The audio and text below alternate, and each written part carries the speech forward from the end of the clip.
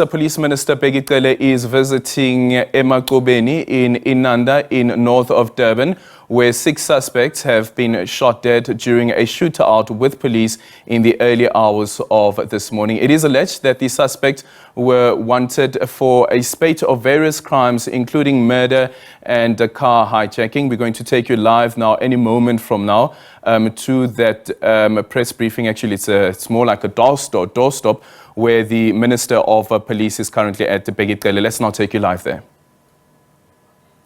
The head of detectives, Brigadier Cele Patuyo Most, we are here at Inanda police station at Emachobeni in KZN. There have been some few things that almost major that have happened. You asked me if it's a good year. Well, it depends on what we want to make out of the year. One thing that we're not going to do is to allow criminals to push us back as the police and the community of South Africa, in particular this part of the country in KZN. Few things that have happened in a few days. At a place called Escotini in Maritzburg, we found 5 members of the same family that were killed there. The age between 11 and 85. It does seem to be a family.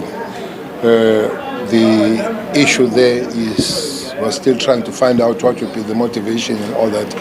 But we have picked one person for questioning in that circumstances, which would be look like himself. He would be the member of that particular family. They were gruesome killed. We found some axe. It looks like they were hacked with the axe. In the house. There seems to be no break-in, but it will look like it's a person that knows the circumstances and surrounding of that. So, but the police are working on that. The second one is what happened last night here in this precincts where we are at a place called Emachobeni, where there was an exchange of fire between the police and the criminals that were found as we received our intelligence information. Were found in the house. Again, kudos to the police who have come tops. The 3 of those people were arrested. Among them, I want to repeat, because especially around here, women are found in those criminal element, as a criminal element, those crime scenes. So 3 were arrested and 6 were shot and killed by the police. Thanks God that our police, they all survived. It was between 20 and 25 minutes kind of shootout. We found the guns in the house, 3 of them. It would be a shotgun, ML5 and the AK-47. The guy that was carrying AK-47 was found with an empty magazine, and every cartridge was down on the floor, which tells you that he's a very serious person and very serious criminals. They are associated with quite a long list of murders and house breaks, and seems to have been living a very soft life in their room. Lot of very upmarket kind of whiskey, kind of cognac, kind of screens and all those things. So which means it's a group of people that have been just taking their criminality as a career and benefiting out of it. The sorry story that has happened, we have lost the member of the South African Police Service, a young constable who was killed by the car when she was in the crime scene, was hit by this truck because of the weather, bad weather and all that. So that's one bad thing that has happened. But also there was a mass shooting, killing in near Newcastle, where the family of 4 people were shot and killed. We have made a serious breakthrough there. 2 people have been arrested, including the firearms that were used to shoot those people. So we have made a breakthrough. There will be a few things that point around the motive, but what seems to be clear is that there is an issue of the taxi industry around. There might be other things. We're still investigating on those matters. So these major things have happened in this province, but we find that our police personnel are responding. I think accordingly, as we always say, that it will be good to prevent a special death, but also even when it has happened, it will be good for the police to respond. Also, police themselves, they remain on the receiving end.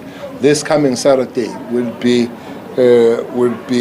burying Warrant Officer Cele from the TPCI, who died on the crime scene at Mkanyagut, where a week or two ago, where there was a cash heist.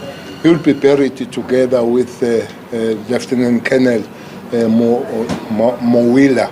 He will be buried also from Hawks, who was kidnapped and brutally murdered by the group of criminals. In Gauteng. He was based here in this province, but we have made a good breakthrough there. 4 of those criminals have already appeared in court. Looks like we'll be getting more on them. So that's the situation at the present moment in the country, where criminality is trying to advance, but also as the police, we are really finding ourselves pushing back, and with some few successes at the present moment. And we hope the police, that's a way will take to say, not in our name, not in our presence, will be here and push back on criminality. Thanks. Thank you, Minister. Colleagues, I'm multitasking for you guys here, so let's, in an orderly fashion, if there's any follow-up questions, if you can just raise your hands. If they do have, raise them, introduce yourself, and your question, please. I think we should. Yeah, Minister Jason Tate from ENCA. Just on the issue of the gangs here in Inanda. I mean, obviously this is not the first shooting that we've seen like this, especially towards the end of last year. I think I met you as well in one of those scenes. There were quite a number of these shootings. I'm just trying to get a sense of whether the landscape is changing, or if there's any movement in the sense of these criminals that are hiding out here. Have they just always been using this space as a hideout to commit crimes inside of Inanda, or are they using it as a space to hide and as a base so that they can commit these crimes across the province, for example? I mean, why is there so much activity specifically here in Inanda in these last few months? Well, listen, somebody has asked me why for last 2 crime stats reporting term you have found Nanda green on medals. It has never happened. It's still leading, but you can see that the numbers are beginning to dwindle. Maybe are the activities of the South African police that have been happening here. Indeed, they've been giving trouble, because you know that this station, together with Umlazi, they have been forever leading when it comes to murder and rapes. Maybe the activities that we're talking about, that we're here for, and the way things are happening is beginning to change that landscape, as you say. These criminals, they would be operating around the area, but they also do use this place as a base. For instance, this group that was shot also committed some crime in Pongolo. One of the firearms that has been found is they stole it from one business in Pongolo, where they robbed this firearm, and they robbed 60,000 rand. So it does look like this part of the world, the north of Durban, where there is troublesome. That will be Inanda, but Mashu, Ntuzuma, Lindelani, Pambai, those areas where they operate. Maybe the approach by the police of going toe-to-toe and winning those engagements is a best way to say to them, on behalf of the people of this place and on behalf of the people of South Africa, we shall not allow you to run shots against the people. I can say people around here, they appreciate what the police are doing, and they approve, because these people are giving the community members here nightmares. They break in houses, they murder, they rape and all that. So the police must have reached the stage of really going tough on those criminals, so that they open the space for the people to to live easy, people be able to walk around as they wish without really the fear. But most of these criminals have put a lot of fear in the community here until now, where the community is beginning to appreciate, to say police are really pushing back. Minister Kuskona Duma from News 24. The question I have firstly with the 2 suspects that were arrested from a house here in Inanda, well, the 3 suspects, what charges will be preferred against them, and are you able to perhaps stipulate a case that they are involved in and they will be tried for? And then this question comes from my colleagues in the Eastern Cape regarding the taxi violence that is taking place there. As police minister, what do you make of what is happening, and what do you understand to be the case, and what intervention is being provided in the ongoing taxi violence in the Eastern Cape? Well, what charges will be put, it will be through the investigation. I'm not going to stand here and say that this will be charged. They will investigate, but remember, there are people that died there. There is a robbery and all that. So let's leave that to the investigating officers to give us that answer. I can't stand here and say I'm not an investigating officer nor the prosecutor. So let's wait for those to do the work. The Eastern Cape question, it's another problem that as a country, not just necessarily Eastern Cape, we're facing the taxi violence. The Charlestown one, as I've said, that we are strongly suspecting that there might be there might be question of taxi violence there. Again, there will be 4 provinces that give us problems: Eastern Cape, KZN, Gauteng, and Western Cape, where there are problems on that. Up to this point, Eastern Cape one is quite okay. There are 14 people that have been arrested up to this point now, and there are quite a big chunk of firearms that have been found, including AK-47s and all that. It's unfortunate that ordinary and the innocent people that were living their ordinary life were affected, including 11-year-old boy and all that. We have put quite a big contingent of the police there. I'll be repeating myself again, that we are worried about the movement of the people that move from other provinces and go and cause problems in other provinces. For instance, there are 3 private security companies that were involved in that kind of shooting. 2 of them, they come from this province of KZN, and 1 comes from Gauteng. So, but I have instructed the CEO of SERA, as you know, that it reports to the Minister of Police, to go and check those companies, seize those firearms, go and inspect those firearms. Have they not been used in other incidents like those? But if they break any law, if they are legal companies, we have to withdraw their certificate. They can't be moving around and shooting everybody, shooting innocent people and all that. That is not the way they're supposed to do the work. That is not their work. They're not giving certificates and permits to work to be killing and shooting people around the country. So that's an issue at the present moment with the issue of Sejonis in Eastern Cape.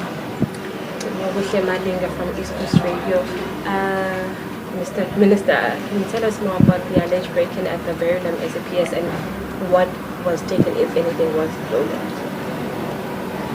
Well, I don't know why people would really but you can go to the break-in in the police station, and when you come in the police station, there is nothing significant happens. You take a plug, you take a fan. You're not even taking laptop and all that kind of thing. So I think it would be.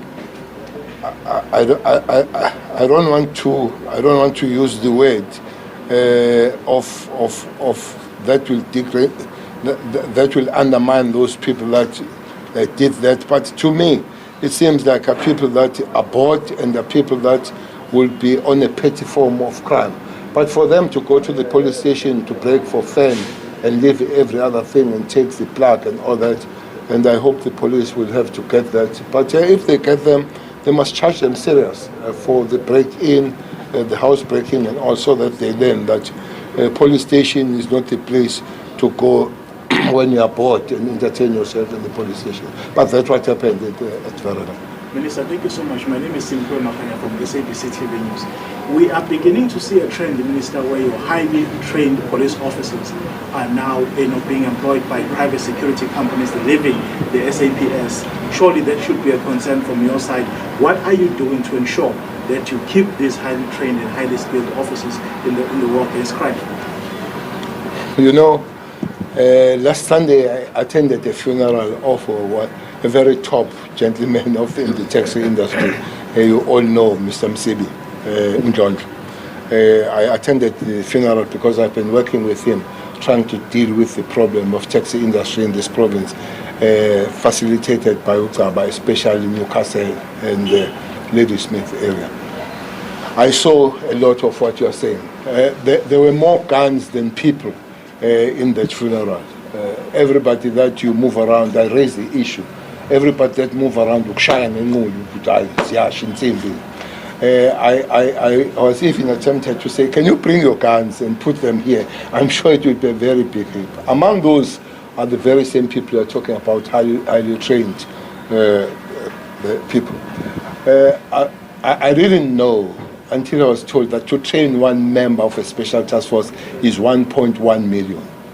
Yeah, right, yeah. To train one member of the special task force, the South African police, is 1.1 million. For that member to go through the total training to be that efficient and do that. Now, if I train that person and you come and take them, it must really raise a very, very serious concern. Well, somebody said that there is an exodus. Exodus maybe is a big term. Yes, one or two, how many of them living is a serious concern. But on that one, fortunately, I have invited the National Commissioner and the management for all of us human, for the HR people to sit down and talk about that member. We can't train people at that level and fail to maintain and keep them and retain them within the organization. To answer you is a concern, but we are working on it to make sure that is corrected.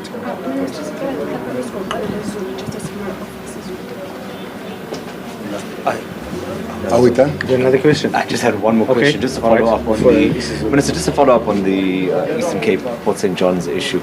I want to talk about the prevalence of guns. I just want to see if I'm understanding you correctly. I mean, I think it's common knowledge, even in KZN, we see some of these security companies that in some ways become hitmen in these cases, so to speak. But in terms of the supply of guns that fuels taxi violence, what have you established to be the source of that? Are most of them coming from these agencies, these private agencies? Yeah, well, indeed. That's why I have called upon the SIRA, you know, that the private security regulatory body that reports to the minister, to say, one, can you check if all these guns are supposed to be in these hands?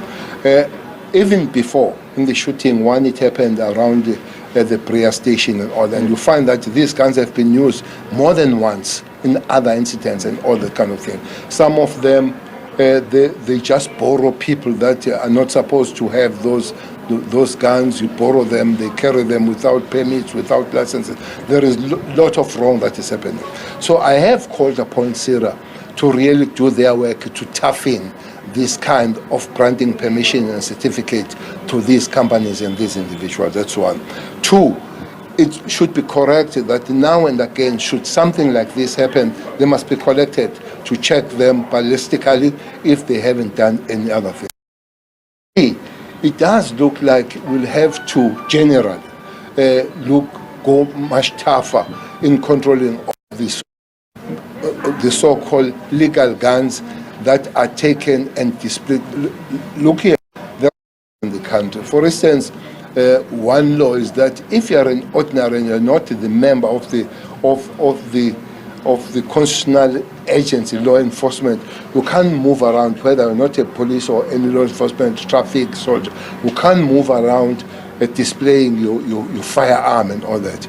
But you find these guys moving around here, displaying it as if we're in a certain movie. That cannot be allowed to continue to happen. Maybe it is one that is on the table at the present moment, and we need to fix it and fix it quick. But the gun issue, we will have to look at it, because all illegal firearms, except few that will be AK coming across the border, most of illegal firearms would come as legal firearms, either from the agencies, the law enforcement. I'm told that is about 700 of them that have been lost by the police in the last financial year, and the soldiers. That tells you that many guns don't come from these agencies. They come from ordinary community members like you and me. When they break in, they come for this gun. When they rob you, they come from this gun for this gun. So it's important that maybe one day, though we did try, as we're dealing with the amendment of the registration of the firearm, we have tried to say maybe the time has arrived that ordinary citizens do not carry firearms. Like there are many countries like that. That is your Japan, that is your Vietnam. At one time, the country like Vietnam was the most illegally armed country, but today they have managed to push back those things, because many of legal firearms from individual South Africans, they are converted to be illegal. So it's something that we'll have to work on. Syria on the other side, but the law guns in South Africa, I think they need to be more tougher.